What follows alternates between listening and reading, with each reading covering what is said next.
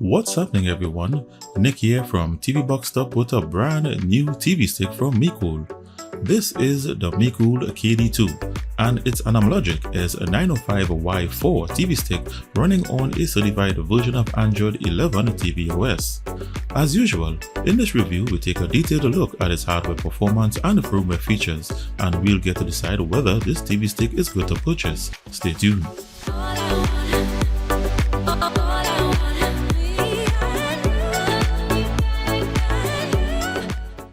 So I'm back, and in this unboxing contains the TV stick itself, one wireless voice remote with Google Assistant feature, a micro USB power cable, a 5V 1A DC power adapter, and a user manual. So, the design of this model, though it doesn't have the same appearance as your standard TV stick, it's designed to connect to your TV in the same way. On its surface, it has the Mecool logo and a power LED. To its top edge is where you'll find the HDMI male connector on a flex 2-inch cable. And to the lower edge, you'll find a USB 2.0 port, a micro USB power port, and a reset button. So I'll now show you how to set this up on your TV and why it's called a TV stick.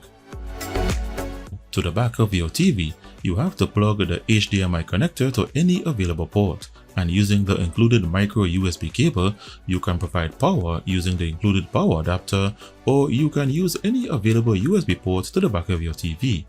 This way provides a wire-free configuration. The included remote uses Bluetooth technology, so there's no need for line of sight to navigate the stick. When you start up this TV stick, it starts with the new Android TV OS animation, followed by the pairing of the Bluetooth voice remote. This is done by holding the OK button and the volume down button until the LED starts blinking, and the stick will pair to it automatically. Once successful, you'll be taken to the Android TV first startup wizard, where you are required to log into your Google account and connect to Wi-Fi. Once that is done, you are presented with the Android TV launcher. This launcher, as I already mentioned, is Android 11 tvOS, and in the settings area, here is its latest build information.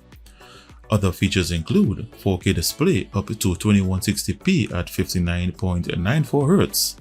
It has HDR display, however, there is no settings for it, which means that it's always on by default. This would affect TVs that don't have HDR, where the brightness and contrast may appear out of range, so take note of that.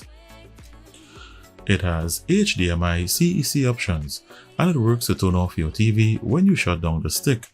However, there's an issue in this department, and that is, the stick also comes with power key definition options, where when you hold the power button on the remote, you get the option to shut down or restart the stick. This works hand in hand with HDMI CEC options. The problem is, shutting down works perfectly, but the remote does not restart the stick from an off position, and it requires that you pull the power adapter and plug it in again. Now, this issue will not apply if you connect the TV stick directly to a USB port on your TV, in that once the TV is turned on, so will the TV stick, but you can't turn on the TV stick and use HDMI CEC to turn on the TV. As I proceed, under Advanced Display Settings, it has a gaming mode. And under Advanced Song Settings, you have the option to disable surround sound audio options. However, there are no options for Dolby and DTS audio. I will test for those later in the video. It comes in 54 various languages. And it has built-in Chromecast and Google Assistant feature. If we take a look at the apps section, these are the apps that you get to install during the startup wizard. And they have included apps such as Amazon Prime Video, Disney+, HBO Max, and Sling TV, to name a few. So I'll install some of my own needed for this review and continue. I'll now do a quick run through of its system and hardware information. So it shows that the brand is Mecool and it runs on 4GB of LPDDR4 RAM and 32GB of internal storage. Its Bluetooth version is 5.0. Its CPU, which is the Amlogic S905Y4, is a quad-core Cortex A35 CPU clocked at 2.0 GHz with support for only 32-bit applications. Its GPU is the Mali G31 with OpenGL ES version 3.2 support. Its network adapter provides dual-band 2.4 plus 5 GHz Wi-Fi support. Under Android, it shows that the operating system is Android 11 Red Velvet Cake, and it shows that it's not rooted. Under Devices, it shows that it has Vulkan version 1.1 support. Its temperature sensor has been disabled, so I can't get a reading. Under Codecs, it has all the decoders for the playback of 4K HDR videos and videos in AV1 formatting. You also have decoders for surround sound audio, such as DTS HD.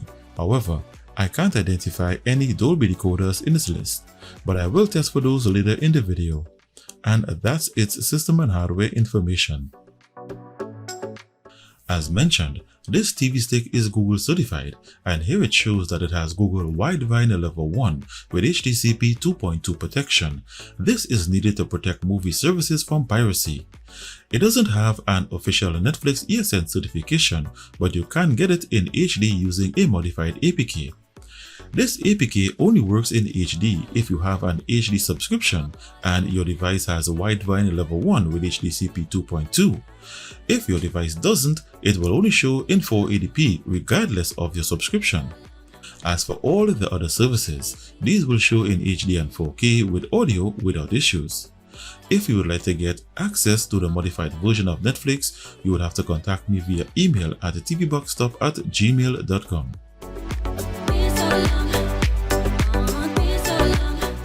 For YouTube videos, the app can play up to 4K 2160p with HDR. However, you don't get the option to use AV1 formatting. To view in AV1, you would have to sideload the smart YouTube player. The included remote is a wireless Bluetooth voice remote that has dedicated YouTube, Spotify, Prime Video and Play Store buttons. To use the Google Assistant's voice feature, simply press the button once and state your command. What is the weather in Miami, Florida in degrees Celsius? Currently in Miami it's 26 degrees Celsius and sunny. Today, it'll be sunny, with a forecasted high of 26 degrees Celsius and a low of 16. With the Google Chromecast feature, you can mirror your mobile phone to the stick with any Miracast app, or you can use the official Chromecast feature with YouTube or any authorized movie streaming app such as Amazon Prime Video.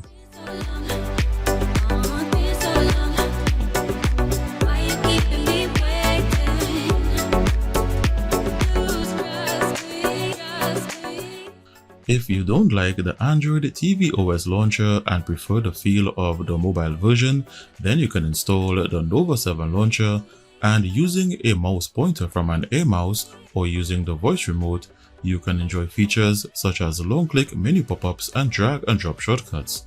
You can also use custom wallpapers.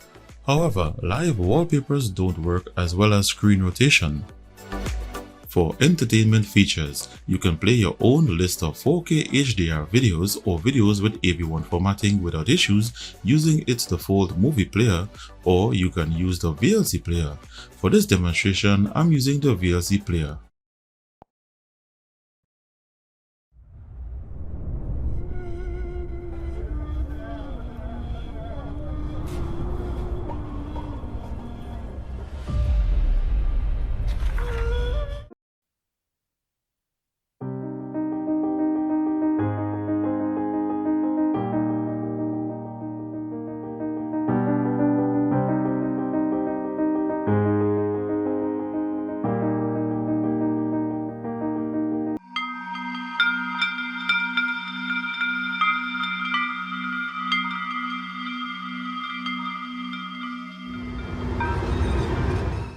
Only a win for Barca would be enough, because it would give them the same number of points as Atletico, but the head-to-head goal difference is what counts in the case of a tie on points.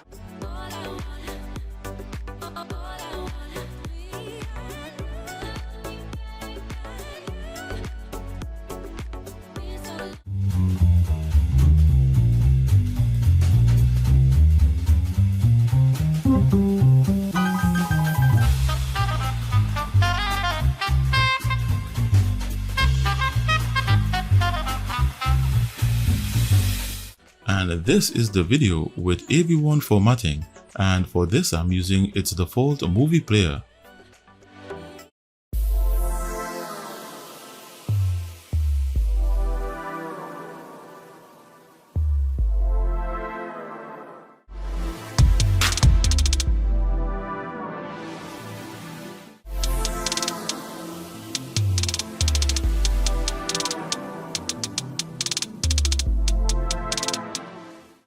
So this TV stick plays 4K HDR videos and 4K HDR AV1 videos smoothly.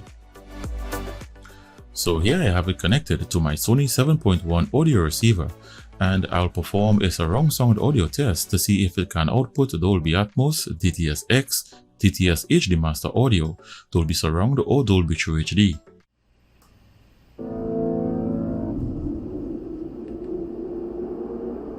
This is Dolby Atmos, the world's first object-based cinematic audio. With powerful moving audio that transcends from channels.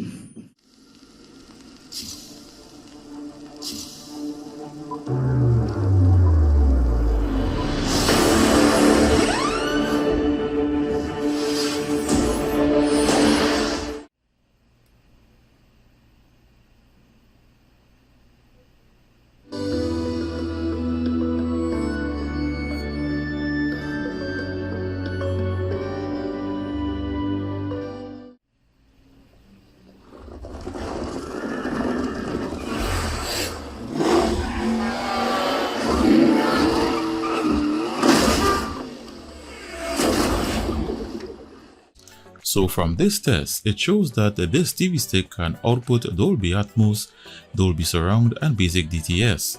It did not produce DTS-X, DTS HD Master Audio or Dolby True HD. So I connected my gamepad via Bluetooth and it stayed connected, so Bluetooth is stable. This TV stick has a Vulkan GPU support, so I ran 2 Android games to test if it has smooth graphics handling.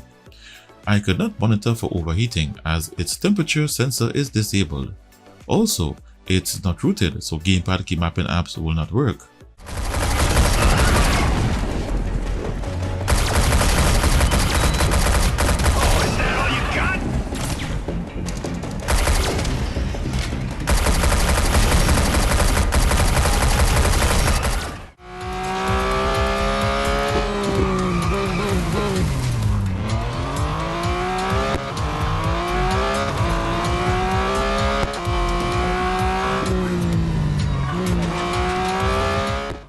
So its graphics handling is surprisingly very smooth, a lot better than boxes running on the Amlogic S905Y4 chipset.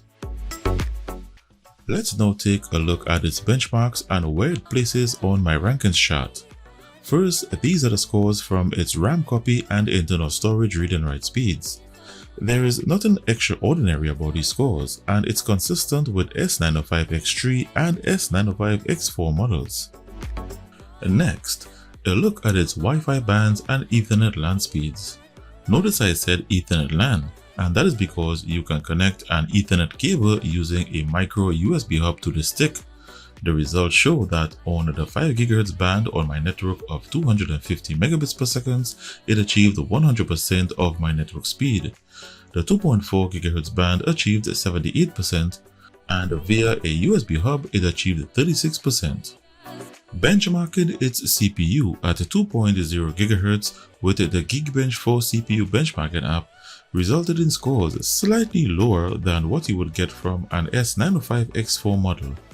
In benchmarking its graphics performance resulted in some scores slightly higher than the S905X4 models. And finally, in the Antutu benchmark, it scored 83,807. And with that benchmark, let's now see where it places on my rankings chart. So I've entered the scores on my rankings chart, and the Mecool KD2 TV stick is at position 32 based on its Antutu benchmark score, which classifies its hardware performance among S905X3 and S905X4 boxes. I gave it a 3 out of 5 star rating for its certified operating system, streaming ability, and gaming performance. What affected its star rating is the lack of Netflix ESN, HDR settings, and surround sound decoders. You can view this chart on my blog where you can maximize it and compare various benchmark scores and features such as 64-bit architecture, Google certification, and 4K video and surround sound features. I also provide a price comparison and discount coupon page using these links right here. A link to this chart can be found in the description directly below this video. In summary, the Mecool KD2 TV stick, in my opinion, is another great performing streaming device from Mecool. It even performs better than a lot of TV boxes. However, I believe that fans and supporters are getting a bit wary of the fact that they are not getting the official version of Netflix with these models. Now, I know that Netflix is not the only streaming service available, and the stick can run all of them in HD and 4K. However, there is a huge segment of the global community that has HD Netflix subscriptions that they would like to use on devices such as this one. I know that Mecool is working assiduously to rectify this issue and that some of their upcoming devices will feature Netflix ESN. But I must give credit to Mecool because they are the only manufacturer currently that's taken on the challenge of delivering streaming devices running on a certified version of Android TV OS. They just ran into a little issue a couple years ago. And with that said, I've come to the end of another fantastic Mecool review. If you were wondering what are my recommendations on whether this TV stick is good to purchase, I would have to say yes. In spite of that one issue, the performance of this TV stick is impressive and I had a great user experience with it. So give this video the thumbs up if you like this product and value the information provided in my review. If you are new to my channel and you love TV boxes and would like to see more, be sure to hit the red subscribe button and the little notifications bell next to it to receive notifications as to when I release new videos or decide to do a giveaway. Thanks for taking the time to watch this video. Stay tuned and I'll be seeing you in the next one.